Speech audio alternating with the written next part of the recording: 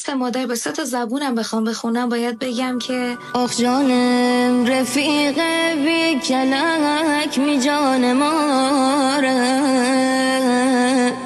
آخ زندگی ره نمک می جان ماره،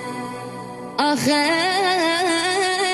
دانتونی دارم ندارم، دا بکن شیرت حلالم دا،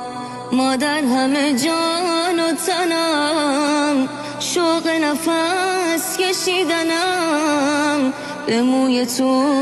قسم تویی، دلیل زنده بودنم، دلیل زنده بودنم.